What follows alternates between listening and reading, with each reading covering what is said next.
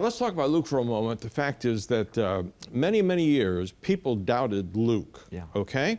And now we've got massive volumes where archaeologists have found that Luke is instructing them on what's actually was there. Because when he said he carefully investigated everything, he wasn't kidding, buddy. That's right. He actually put stuff in there that they didn't even know about until just recently. Yes. And so I've seen these huge books. And one of them was people said there is no such place as Nazareth. Right. Okay? Right. And the fact is what happened. Yeah, you're right, because Nazareth is not mentioned by Josephus, ancient Jewish writer who worked for the Romans. It wasn't mentioned in the Talmud. I don't think it was mentioned by historians till about the 4th century or sometime. So people said, oh, Nazareth didn't exist, and therefore Luke is unreliable. Well, in 2006, some archaeologists were excavating underneath a convent in where we would call Nazareth. And what did they find? They found a house from Jesus' day. Right. And here's the interesting thing, John. Not only was this a house from Jesus' day in Nazareth, but it had limestone dishware. Right. And the significance of that is Jews would use that because they believed it wouldn't make the food unclean. Now, is it possible that they stumbled upon the very home where Jesus grew up?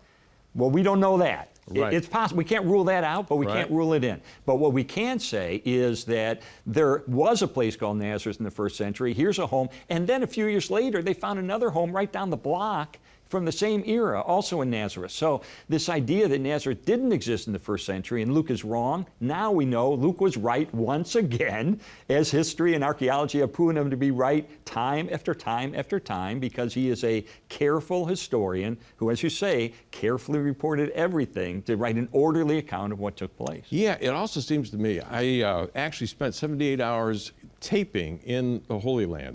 And I went to Nazareth, and I actually talked with the professors that were actually on the spot. And if you can believe this, John Dominic Crossan of the Jesus Seminar was there, and of course he's dead now, but the fact is, at that time he had written all these things that Jesus never said this, never did this, and he always wanted to tie them to either Greek or Roman mythology, and so he was sitting in this class, and I thought, what's he sitting in this class in Nazareth about? And I asked the prof, I said, what do you think about Crossan sitting here? And I don't think he believes a word that Jesus said. So I asked the prof, and he said, well, Crossan told me, you know, he's kind of looking around. I'm talking to him about this is a Jewish settlement right here, okay?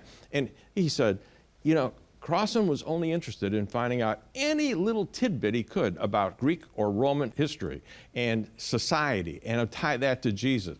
After that, he didn't care about the actual facts that he was sitting right on top of Nazareth. Yes. So I'm saying we've got scholars like that, but the scholarly world is coming over to the fact that Luke gave us an accurate, very accurate account. In fact, there's porticos in Jerusalem that he writes about. They didn't even know about it, and now they do know about those porticos that were on a pool, and the fact is, they're just saying, he really knew his stuff. It is historical. This is not legendary stuff. He even said at one point in the Gospel of Luke, it talks about a guy named Licinius, the tetrarch of Abilene, an area in that vicinity at a certain time. I think it was in 27 AD. And people would scoff at that and say, wait a minute, Licinius, he wasn't a tetrarch, as Luke said. He was a king, and he lived earlier. He was put to death, I think it was by Cleopatra many years earlier. And then later, they discovered 14 miles northwest of Damascus, in an area called Abilene, in their Abila in the 1st century, a memorial to Licinius, the tetrarch of Abilene. Turned out he was right. There were 2 Liciniuses, or Licinii, or whatever whatever the plural of Licinius is, but there were 2 of them, and Luke, once again, was proven to be correct.